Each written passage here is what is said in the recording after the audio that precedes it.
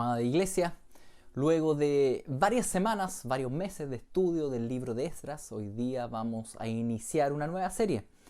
Hemos estudiado ya harto del Antiguo Testamento, hoy día vamos a saltar al Nuevo Testamento, a las cartas de Pablo. Pablo escribió desde su arresto domiciliario en Roma, por ahí en torno al año 60, escribió varias cartas, escribió 4 cartas.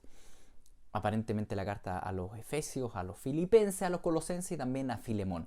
Vamos a iniciar la serie de estudio de la carta a los Colosenses. Esta iglesia que estaba en esa ciudad llamada Colosas, ahí en Asia Menor, lo que actualmente es Turquía, una ciudad que no era muy importante en la época de Pablo. Anteriormente a esos siglos antes había sido importante, pero en esa época ya no mucho. Estaba bien cerca de otra ciudad que era más importante y era más rica, la Odisea, que tal vez ustedes recuerden esa ciudad de Apocalipsis 3, donde Jesucristo les dice que son ricos, pero en realidad son pobres. Bueno, ustedes ahí lo pueden revisar. Y Colosas estaba bien cerca de esa ciudad, y de hecho esta carta que Pablo escribe a los colosenses les dice que se la intercambien con la iglesia que está ahí en la Odisea. Eso ustedes lo pueden revisar en sus propias Biblias, en el capítulo 4, versículo 16 de Colosenses. Sería harto bueno que ustedes en esta serie, ¿no es cierto?, puedan abrir su propia Biblia y leer la carta a los Colosenses. Se van a dar cuenta que es una carta que no es muy larga, tiene 4 capítulos, es de alta intensidad y está escrita de una manera como Pablo en general escribía cartas. La primera sección, la primera mitad es bien doctrinal. Tiene mucho que ver con la doctrina que vamos a ver, que se va a centrar en Cristo, en la figura de Cristo, y la segunda sección de la carta es mucho más práctica, de cómo esa doctrina ahora lo llevamos a la vida y qué significa vivir entonces entendiendo y conociendo el Evangelio. Entonces la carta está dividida de estas dos maneras, igual que tantas otras cartas de Pablo. Como les decía, yo creo que es importante que ustedes mismos puedan leer esa carta, la carta a los Colosenses, tal vez leerla varias veces, ya que es cortita, masticarla, y van a ver, va a saltar el énfasis cristológico de la carta. Como Pablo habla de Jesucristo, nos enseña respecto a Jesucristo y defiende la imagen de Jesucristo. La iglesia de Colosas estaba probablemente siendo tal vez atacada en ciertas herejías y pensamientos en torno a Cristo. Resulta que Pablo no fundó la iglesia de Colosas, la fundó un amigo de él llamado Epafras, que era parte ahí en las prisiones. Parece que por ahí también se lo encontró Pablo en estas prisiones, dice aquí en la carta a Filemón. Hacia el final de la carta a Filemón, Pablo lo llama así. Y en esta carta, Pablo escribe que este caballero llamado Epafras aparentemente conocía Colosas e incluso tal vez la fundó esta iglesia. Y le trajo a la cárcel en Roma o al arresto domiciliario, le trajo noticias respecto a estos colosenses. Por tanto, Pablo algo sabía de ellos, aunque él personalmente nunca había ido. Y les escribe esta carta hablando de esta centralidad de Cristo, y va a hacer ciertos énfasis y también va a refutar ciertas enseñanzas que eran muy comunes en esa época. Enseñanzas, por un lado, el lado legalista judaizante, ¿no es cierto?, que decía que la salvación prácticamente era por obras, y él refuta eso, y al mismo tiempo también otras enseñanzas más gnósticas, más, ¿cómo decirlo?, más de misticismo oriental, que el gnosticismo enseñaba mucho respecto a una salvación por el conocimiento. Y sabemos que no es por una sabiduría, un conocimiento intelectual. La verdad es que la salvación es por medio de la fe en Cristo, una obra que lleva a cabo el Espíritu Santo en nosotros. Entonces Pablo va a estar atacando un poco este legalismo judaizante y este misticismo oriental que circulaba. Y va a escribirles esta carta, lo que llama bastante la atención, al menos a mí me llama la atención, y resalta este corazón pastoral de Pablo, porque piensen que Pablo en la misma carta, en el capítulo 2, en el versículo 1, él mismo aclara que esta iglesia nunca lo había visto, no conocían a Pablo. Y Pablo, por tanto, no los conocía a ellos, los conocía indirectamente por medio de Epafras. Esto nos habla, ¿no es cierto?, de su profundo amor, no solo por sus iglesias locales que él conocía, sino que por toda la cristiandad, por todos los hermanos. Y antes de siquiera leer el primer versículo de Colosenses, yo creo que eso es algo que debemos aprender, ¿no es cierto? Amamos también nosotros a nuestros hermanos que no son de nuestra iglesia y que son de otras iglesias y otras denominaciones cristianas también los amamos, los tenemos también en nuestro corazón, porque el Evangelio, mis queridos, no pertenece solo a la Unión Cristiana. Sí, la Unión Cristiana es una de las millones de iglesias que el Señor tiene alrededor del mundo, y también muchas iglesias que el Señor tiene acá en la ciudad y que también aman a Cristo y que entienden el Evangelio. Y debemos amarnos los unos a los otros. Es tan bueno que el Señor, en su multiforme gracia, haya creado distintas formas, distintas iglesias que tienen estilos distintos. Sí, hay estilos familiares distintos, y eso es súper bueno, porque así también el Evangelio llega a todo tipo de personas. Ahora bien, debemos, a pesar de eso, debemos amarnos, ¿no es cierto? Y sostenernos, y si vemos que hay alguna necesidad, y si alguien necesita oración y podemos apoyarnos, debemos apoyarnos. Ahora, ojo, sí, en este punto no estoy hablando de cualquier religión, ¿no es cierto? Estamos hablando de nuestros hermanos en la fe, no estoy hablando del ecumenismo, porque si uno sigue esto y empieza a decir, bueno, entonces juntémonos con cualquiera, no es tan así tampoco. Estamos hablando de los creyentes en la fe, ¿sí? Pablo aquí no le escribe una carta a la sinagoga de Colosas, él le escribe una carta a la iglesia que estaba en Colosas, aunque él mismo nunca había conocido la iglesia. Entonces debemos realmente amar a los creyentes, ¿no es cierto? Y no creernos, no estar en el centro con un orgullo sectarista, ¿no es cierto?, que no toma en cuenta ninguna iglesia más.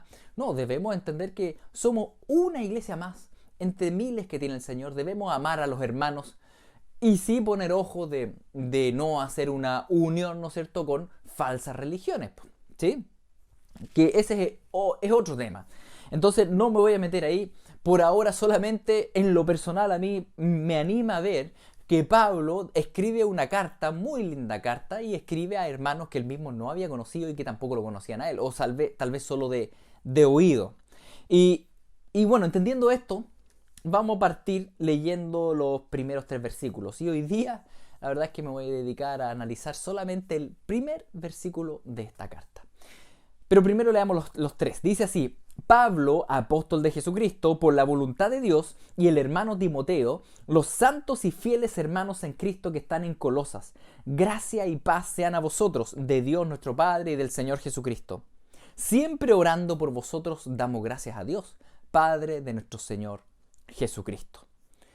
A ver, la carta a los Colosenses parte como parten en general las cartas del Nuevo Testamento.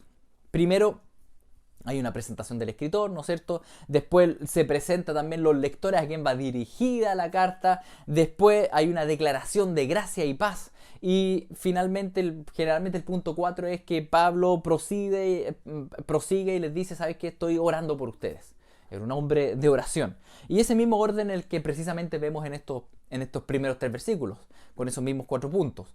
Ahora, como les decía, hoy día me quiero detener en el primer versículo y lo leo nuevamente para empezar a ver un par de detalles. Dice: Pablo, apóstol de Jesucristo por la voluntad de Dios, y el hermano Timoteo. El término apóstol, en griego apóstolos, significa mensajero, enviado, un delegado. Simplemente significa eso, alguien que es enviado a algo. Y hoy en día es un término muy manoseado por distintas corrientes, ¿no es cierto? O tal vez distintas personas y pastores o simplemente predicadores que quieren adueñarse de ciertos títulos de grandeza para enseñorearse sobre otros. Entonces es un término que está muy manoseado y que debemos entender cómo la Biblia entiende el término apóstol, el término apóstolos.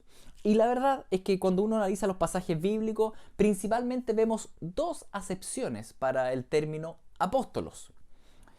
Una acepción, que es la principal y es la más usada en el Nuevo Testamento, es refiriéndose a los 12 apóstoles, a los 12 discípulos de Jesús, que luego de la muerte y resurrección de Cristo quedaron como el fundamento de la iglesia, los 12 apóstoles. El oficio apostólico se cerró con esos 12 apóstoles. El oficio apostólico con autoridad, nivel Biblia, una autoridad que es plenamente inerrante e infalible cuando leemos, por ejemplo, los escritos del Nuevo Testamento. Los consideramos palabra de Dios.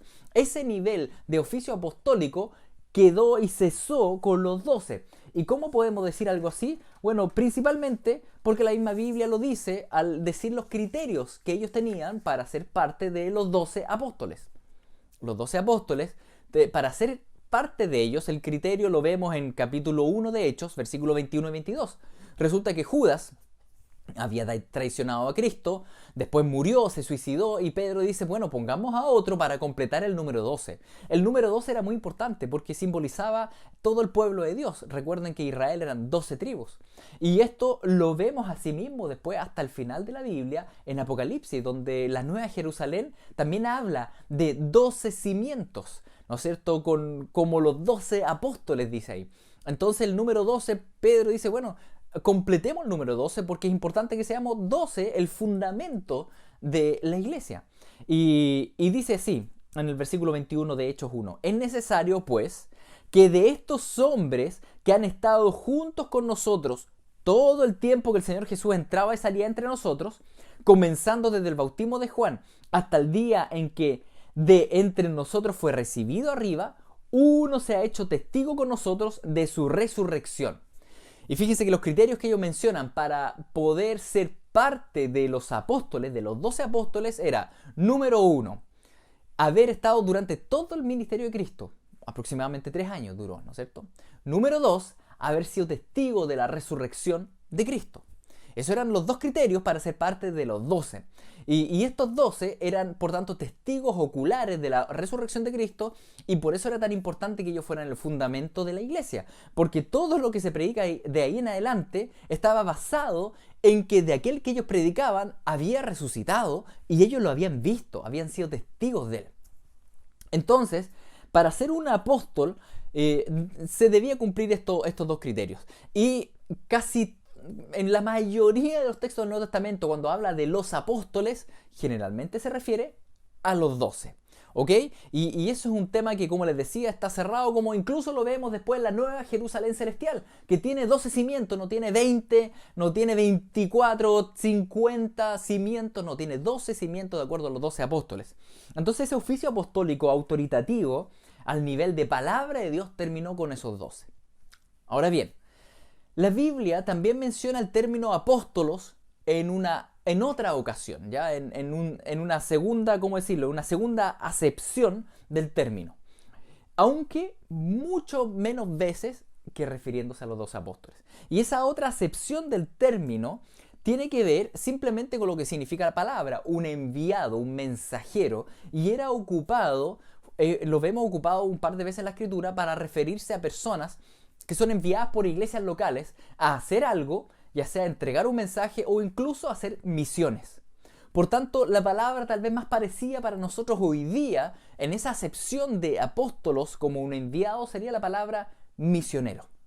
Lo vemos, por ejemplo, en 1 Tesalonicenses, capítulo 1, Pablo se presenta, y en el capítulo 2 él habla de esto. Dice, Pablo, Silvano y Timoteo a la iglesia de los tesalonicenses. Y después dice capítulo 2:6, no buscamos gloria de los hombres, ni de vosotros, ni de otros, aunque podíamos seros carga como apóstoles de Cristo. Aquí obviamente Pablo no está pensando que Silas, que lo acompañaba, Silvano, ¿no es cierto?, era uno de los 12 apóstoles. Él está diciendo, bueno, nosotros somos apóstoles de Cristo, somos enviados de Él, somos misioneros.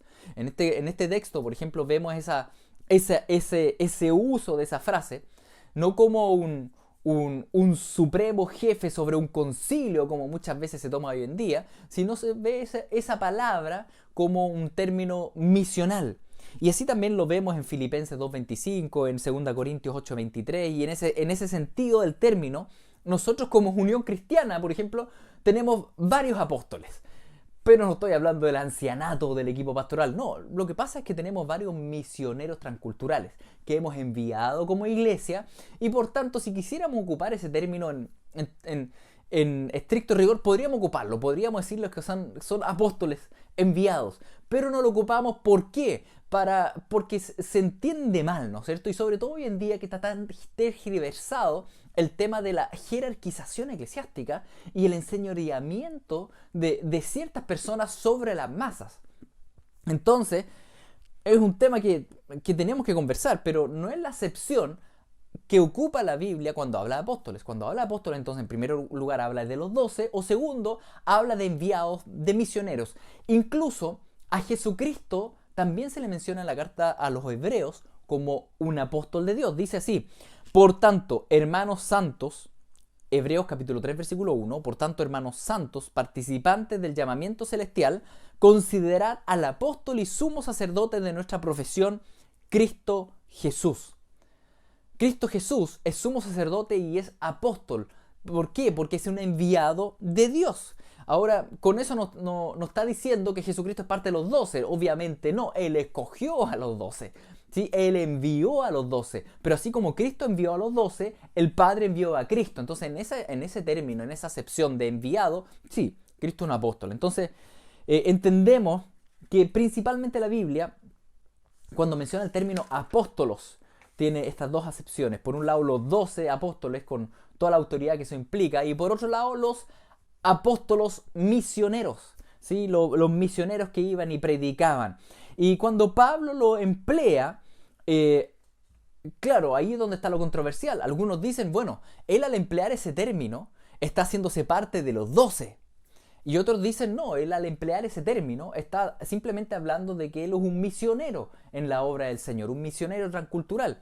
Y bueno, muchos abogan hacia un lado, otros abogan al otro lado. Miren, en lo personal, a mí me parece que Pablo, cuando ocupa el término y dice yo, Pablo, soy un apóstol, más bien él hace referencia a ser este misionero que va plantando iglesias. Él en ninguna parte me parece que él se hace parte de los 12, ¿no es cierto? Más bien él habla de sí mismo como lo que acabamos de leer en Tesalonicenses, donde él dice, bueno, con Silas nosotros somos apóstoles, por tanto misioneros. Según ese pasaje de Tesalonicenses, donde él se refiere a sí mismo, ¿no es cierto?, como este apóstol misionero, la verdad es que me da la impresión que él ocupa la acepción, hablando de sí mismo, no pensando que él es parte de los 12, sino que pensando en él como un obrero enviado. Y de hecho él fue enviado por la iglesia de Antioquía, ¿no es cierto? Él no partió a las misiones así como solo y porque le dio la gana, no fue así. Él era parte de un equipo pastoral, y ese equipo pastoral ellos oraron y enviaron a Pablo con Bernabé. Eso lo vemos en Hechos 13. Entonces, me da la impresión que eso es lo que, cuando Pablo habla, Pablo, apóstol, ¿no es cierto?, dice, yo soy un apóstol escogido por el Señor y enviado por el Señor, se refiere probablemente en esta acepción misional. Ahora ustedes dirán, bueno, si no es parte de los 12, ¿por qué sus cartas son tan autoritativas para nosotros y están en el Nuevo Testamento? Bueno, uno de los argumentos centrales de eso es que sus cartas son respaldadas por uno de los 12, al menos uno, que es Pedro. Pedro afirma en sus cartas que de hecho las cartas de Pablo son buenas y son autoritativas. Ojo con eso. Segunda Pedro capítulo 3 versículo 15 y 16 dice: y tened entendido que la paciencia de nuestro Señor es para salvación, como también nuestro amado hermano Pablo, según la sabiduría que le ha sido dada, os ha escrito, casi en todas sus epístolas, hablando en ellas de estas cosas, entre las cuales hay algunas difíciles de entender, las cuales los indoctos e inconstantes tuercen, como también las otras escrituras, para su propia perdición. Es interesante esto que escribe Pedro en su segunda carta, porque escribe referente a Pablo, escribe referente a las cartas de Pablo, y dice que él escribe lo mismo, ¿no es cierto?, están en unánime, están al unísono, y más aún, él dice los indoctos las tuercen como, y fíjense cómo termina el versículo 16, como también las otras escrituras. Y cuando se refiere a las escrituras, se refiere al Antiguo Testamento, a la Biblia que ellos tenían. Entonces sitúa los escritos de Pablo al nivel de la Biblia que tenían. Y con ese nivel de respaldo apostólico de los escritos de Pablo, la iglesia siempre aceptó los escritos de Pablo como parte de los escritos inspirados. Entonces, Pablo, si bien no era parte de los 12, sí estaba apoyado por los 12 y sus escritos son respaldados por el oficio apostólico, al menos de Pedro.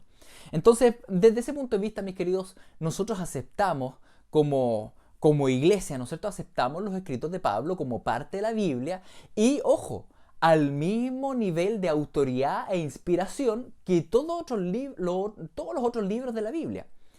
¿Y por qué insisto en esto? Porque muchas veces Pablo dice cosas que son incómodas para nosotros. Y hay mucha gente que empieza a leer a Pablo y dice, no, es que Pablo era fregado.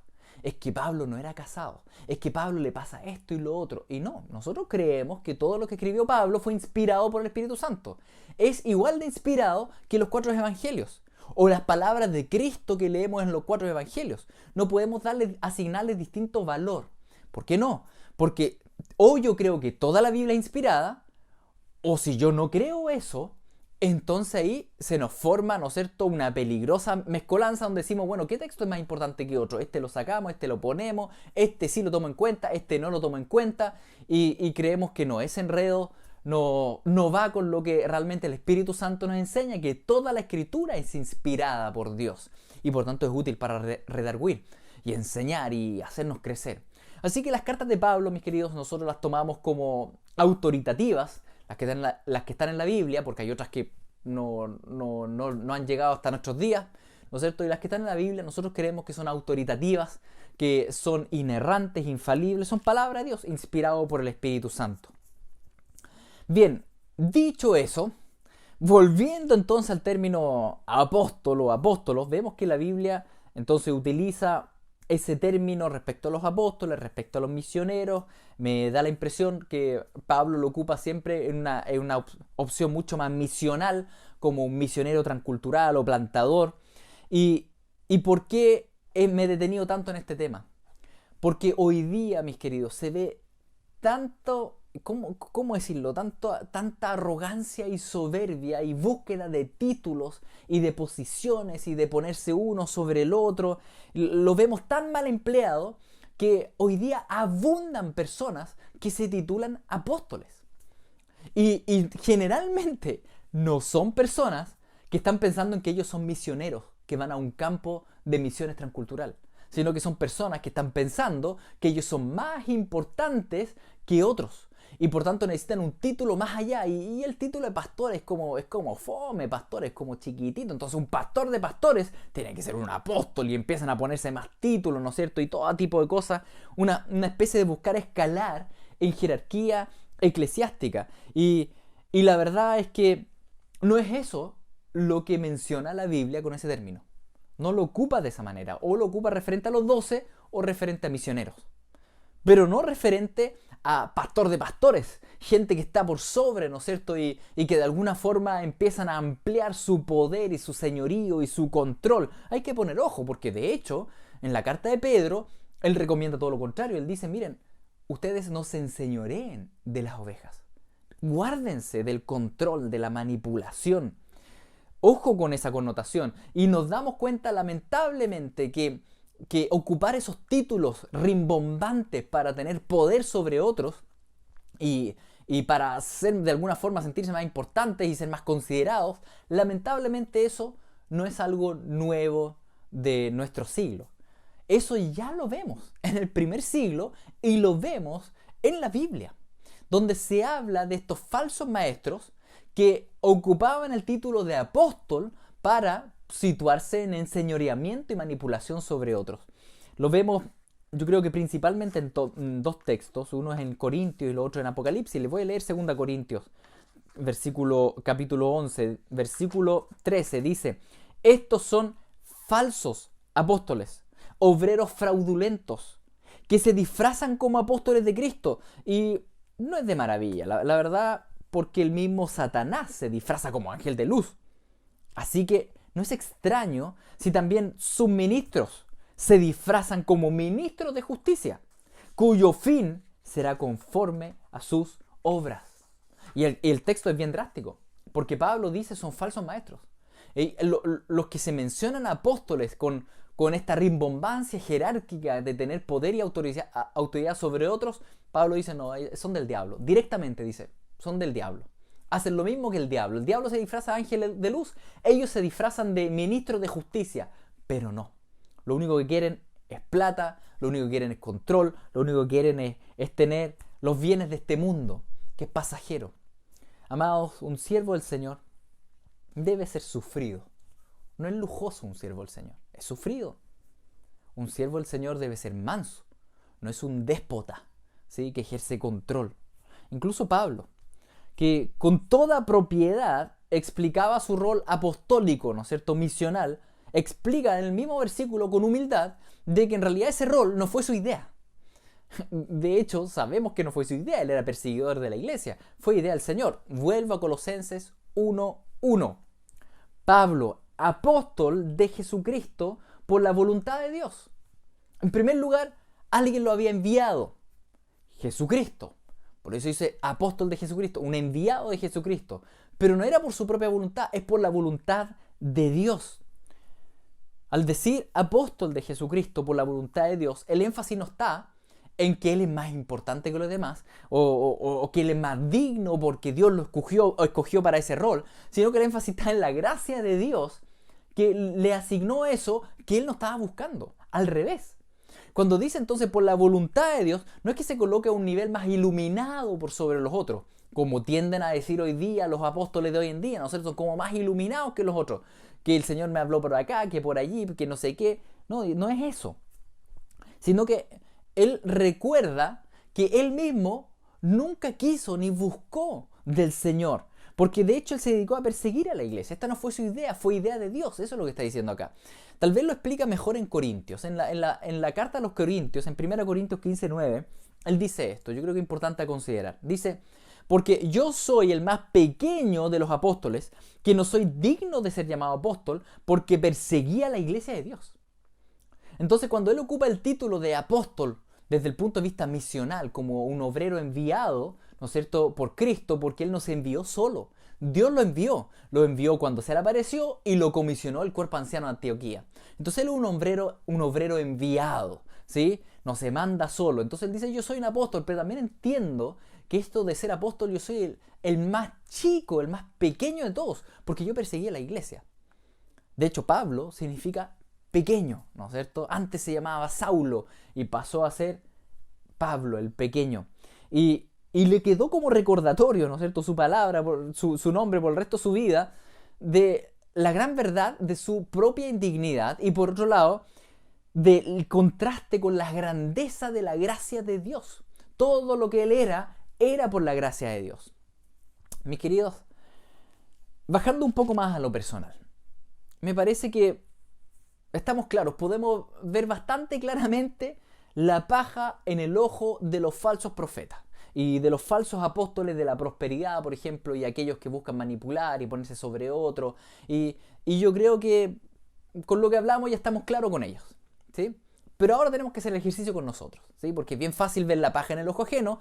Ahora veamos en nosotros. ¿Cómo estamos nosotros? ¿Cómo estamos nosotros? ¿Cómo estás tú y yo en la búsqueda carnal de escalar en la iglesia y adquirir roles de mayor jerarquía, supuestamente? Y esta búsqueda de tener mayor importancia desde la perspectiva humana. Y que me conozcan más los pastores y ser reconocido como líder. ¿Cómo estamos? O al revés, ¿cómo estamos con la frustración? Estamos frustrados por no conseguir escalar, entre comillas, ¿no es cierto? Digo escalar, a pesar de años de servicio. Y no me han dado un rol de mayor importancia. Supuestamente, no soy un líder. ¿Estás con frustración? ¿Estás viviendo tu servicio ministerial igual como tú vives tu trabajo en la empresa? Amados, la iglesia no es una empresa, la iglesia es el cuerpo de Cristo. El cuerpo de Cristo funciona distinto. En el cuerpo de Cristo, en primer lugar, en 1 Corintios 12 dice que el Señor, Jesucristo mismo, asigna los roles a cada cual. Y Él hace como quiere. Y el Espíritu Santo reparte los dones como quiere. Esto no lo decide cada cual, el Señor lo hace. Y eso lo va reconociendo el cuerpo de Cristo. No es algo que yo pueda forzar. Es que yo quiero esto, yo quiero lo otro. Dios lo pone o no lo pone. Y eso lo va reconociendo la iglesia. No es un tema de ir escalando en jerarquía. Es un tema de vivir el llamamiento que Dios te hizo a ti individualmente y particularmente. Y que es reconocido por la iglesia, el cuerpo de Cristo.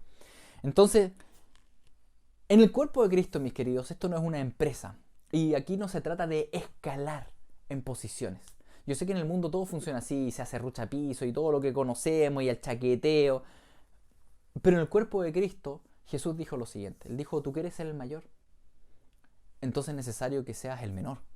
El que quiera estar, por así decirlo, ¿no es cierto?, tener mayor importancia, dice: ¿quieren ser más importantes? Entonces pónganse al servicio de todos, dice. Pónganse al servicio de todos. La caminata cristiana no es un ir escalando, más bien es un ir decreciendo. Es un descenso, es servir más. A mayor responsabilidad, más peso se carga sobre nosotros. A mayor responsabilidad, más sufrimiento. Porque el siervo del Señor debe ser sufrido.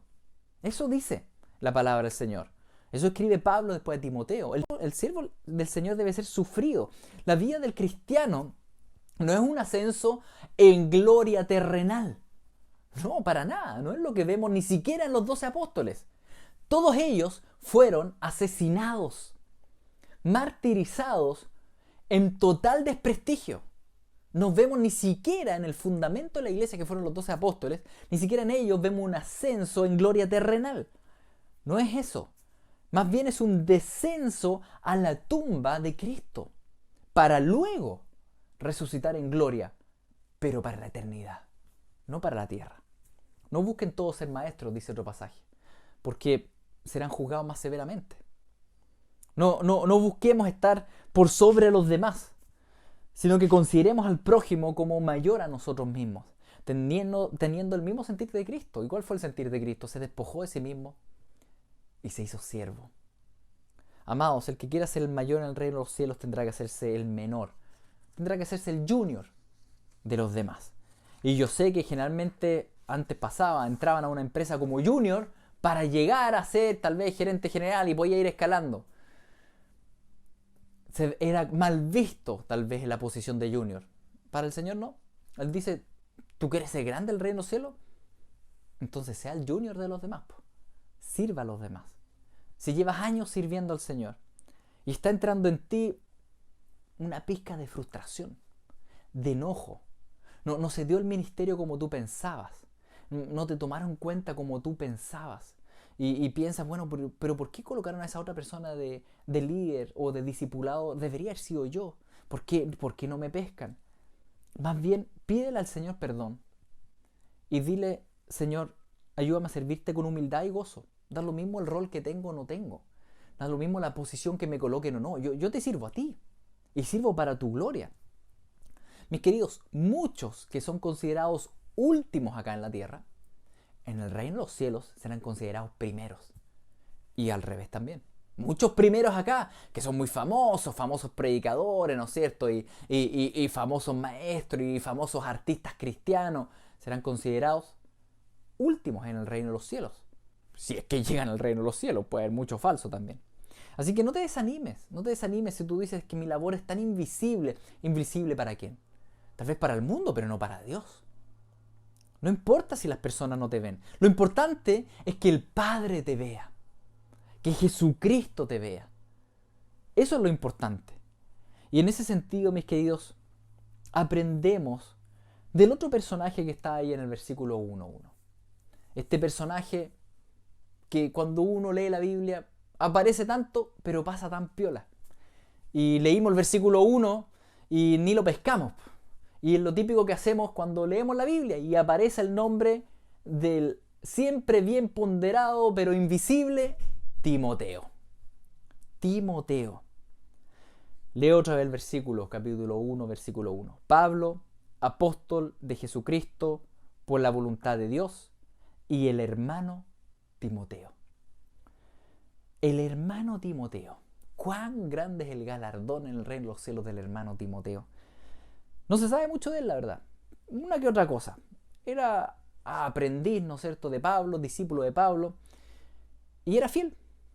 Eso es más o menos lo que se sabe de él. No se le llama nunca apóstol, ni siquiera pastor. Y eso que en algún momento en su historia se hizo cargo de la iglesia de Éfeso. En la Biblia nunca se le llama pastor. Nada, solo hermano. Hermano se le llama. Fíjense, Filemón 1.1. Pablo, prisionero de Jesucristo, y el hermano Timoteo. 2 Corintios 1.1. Pablo, apóstol de Jesucristo por la voluntad de Dios, y el hermano Timoteo. A la iglesia de Dios que está en Corinto. Aparece casi en todas las cartas. La verdad es que aparece en todas. Pero él mismo no escribió ninguna. O si escribió una, parece ser que no era de la importancia porque no está en la Biblia. Aparecen casi todas las cartas, hasta en la carta de Hebreos, que Pablo no escribió. Probablemente Pablo no escribió la carta de Hebreos. ¿Cómo se le llama a Timoteo en la carta de Hebreos? Dice esto, Hebreos 13:23. Sabed que está en libertad nuestro hermano Timoteo. El hermano Timoteo estaba en todas. Incluso, de acuerdo a este versículo, nos damos cuenta que parece que estaba en la cárcel. El hombre pasó en la cárcel, el hombre pasó sirviendo, hasta estuvo preso. Timoteo sirvió. ¿Y cuál fue su título?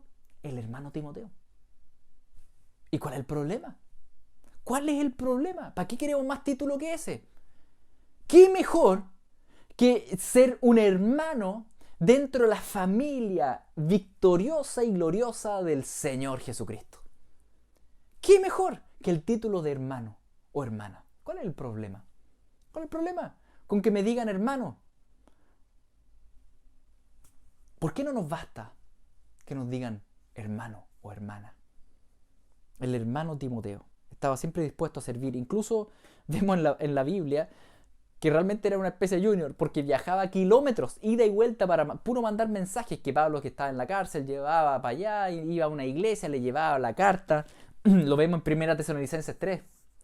Dice: y enviamos a Timoteo, nuestro hermano, servidor de Dios y colaborador nuestro en el Evangelio de Cristo, para confirmaros y exhortaros respecto a vuestra fe. Pero cuando Timoteo volvió de vosotros a nosotros y nos dio buenas noticias de vuestra fe y amor, y continúa. Timoteo el enviado, va para allá. Pablo lo envía, porque dice, es un servidor de Dios. Es un servidor de Dios. Qué lindo título, un servidor. Filemón 2:19. Espero en el Señor Jesús enviaros pronto a Timoteo, para que yo también esté de buen ánimo al saber de vuestro estado. Es decir, si enviaba a Timoteo, Timoteo después tenía que viajar todo de vuelta. Y les recuerdo que Pablo escribía esto desde Roma, Italia. Y tenía que viajar a Turquía por barco o en carroza o caminando. No era como agarrar un auto y voy a Santiago y vuelvo. Era un hombre que pasaba viajando porque llevaba las cartas para acá y para allá. Un hombre fiel. Ni un título. Solo hermano. El hermano Timoteo. Y cuando se lee la Biblia, en general, cuando lo leemos nosotros, nadie lo pesca a Timoteo. Uno lo lee, sí, Timoteo. Pero ¿saben cuán grande es Timoteo en el reino de los cielos? No tenemos idea. No sabemos. Tal vez incluso Timoteo en el cielo tiene más peso y gloria que Pablo mismo. ¿Quién sabe? Muchos últimos serán primeros. El máximo título que aparece ahí en la Biblia, en los versículos que acabo de leer, y también en Romanos 16, dice: os saluda Timoteo, mi colaborador. Colaboraba, servía. ¿Y para qué queremos más título que eso? Qué lindo que te llamen hermano, hermana. Qué lindo que te llamen un servidor del Señor. Qué lindo que te llamen un colaborador. Hoy en día, donde todo el mundo quiere títulos, donde todo el mundo reclama, ¿no es cierto?, que no sé qué, donde incluso, fíjense, en el mundo actual se reclama en contra del patriarcado, pero para instalar ¿qué? Un enseñoreamiento déspota ahora desde el matriarcado. Finalmente, ¿cuál es el ejemplo que nos da Timoteo y la palabra? El ejemplo que se nos da es humildad, servicio y el sentir de Cristo. Humildad, servicio y el sentir de Cristo. ¿Por qué siempre queremos estar encima de otro? ¿Por qué? ¿Por qué no debajo y servir a otro? Si Jesús lo hizo así. ¿Por qué no debajo y servir a otro? ¿Acaso no es eso lo que dice la Biblia? Cuando dice, considera a tu hermano como mayor a ti. ¿Cuán grande es el galardón del hermano Timoteo en el reino de los cielos? Amados, ¿cómo está nuestro corazón en el servicio de Dios? ¿Tenemos las expectativas que me conozcan más líderes y pastores y ir escalando y una especie de empresa, ¿no es cierto? ¿Cuáles son las motivaciones ocultas en mi corazón? Debemos escudriñar eso. Debemos trabajarlo con el Señor. ¿Por qué hacemos lo que hacemos? Me enojé porque pusieron a otra persona en el cargo que yo quería. Se dice poco de Timoteo, pero lo que se dice es bueno. Les leo 3 breves versículos más. A Timoteo, verdadero hijo en la fe. Por esto mismo os he enviado a Timoteo, que es mi hijo amado y fiel en el Señor. Y si llega Timoteo, mirad que esté con vosotros con tranquilidad, porque él hace la obra del Señor, así como yo. Qué lindo. Él hace la obra del Señor. Él es un verdadero hijo en la fe. No es un falso creyente. El tiempo lo ha probado, los viajes lo han probado, la cárcel lo ha probado, el sufrimiento lo ha probado. Timoteo es un verdadero creyente, un hombre fiel que hace la obra del Señor. ¿Qué mejor descripción que esa? El hermano Timoteo, un hombre piola, un hombre fiel, un servidor y que ahora goza de la corona de justicia. ¿Cuánto tenemos que aprender de Timoteo, no es cierto? ¿Por qué quieres llegar a ser jefe en tu trabajo? ¿Por qué? ¿Quieres reconocimiento? Y lo enmascara, ¿no es cierto? Cuando exponen a otra persona y estás enojado, pero lo justificas diciendo, es que esto es injusto, es que la otra persona no se lo merece. Pero en realidad en lo profundo hay envidia. Envidia, porque yo quería ese cargo. ¿Por qué? ¿Por qué querías un cargo? ¿Quieres sentir identidad? ¿Quieres sentirte valioso? ¿Valiosa? Bueno, esa identidad, ese valor, nunca lo vas a hallar en las cosas que haces. Ese valor, esa identidad solo la vas a hallar en el amor del Padre a ti, que entregó su Hijo por ti, por Jesucristo. Esa identidad solo la vas a hallar en Jesucristo el Hijo, que te ama apasionadamente, como un novio ama a su novia y viene por ella. Esa identidad solamente la vas a hallar en el Espíritu Santo, que te trata como un templo sagrado para Él, apartado para Él. ¿Por qué quieres cargos y roles? ¿Será ese el camino de Cristo? Si el Señor te los da, bien, pero si no te los da. No, mis queridos, Jesús fue a la cruz en máximo desprestigio. Y tal cual también será nuestro camino. Si fue así con nuestro Maestro, ¿cuánto más con nosotros? El que hace la voluntad de Dios en este mundo va a ser desprestigiado. No va a crecer en prestigio, va a ser desprestigiado. Y en la iglesia los roles y ministerios son repartidos por Jesús. No es algo que uno pueda ganar. Simplemente es y es reconocido por el cuerpo. Mis queridos, no busques obtener una corona en esta vida. Más bien sé fiel hasta la muerte, dice el Señor. Y obtendrás la corona de la vida. La corona de la justicia. La corona de la justicia imputada por Jesús sobre tu vida. Vamos a orar. Padre Santo, te damos gracias. Te damos gracias por tu palabra que siempre nos habla. Te damos gracias por Timoteo, un hombre fiel, un hombre piola, un hombre perseverante, del cual aprendemos tanto, Señor. No tenía títulos rimbombantes y los vemos presentes en tantas cartas, siempre detrás de bambalinas. Señor, perdona nuestra arrogancia, nuestro ego, nuestra búsqueda de posiciones y de títulos y de esto, lo otro. Ir escalando. Perdónanos, Señor.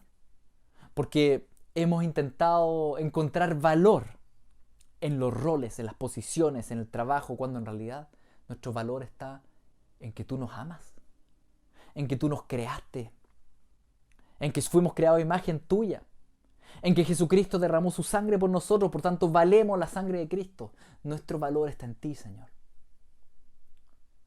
Sigue limpiándonos de toda maldad, de todo pecado, de toda envidia. Te pedimos perdón por nuestra envidia.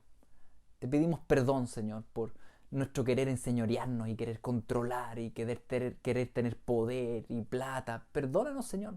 Limpia nuestro corazón. Saca toda esa inmundicia y carnalidad de nosotros. Y que podamos ser esos buenos siervos fieles. Que cuando algún día nos presentemos ante ti, Señor, tú digas eso mismo. Buen siervo fiel. Te puse con poquitas cosas, pero fuiste un buen siervo fiel. Sobre mucho te pondré. Amén.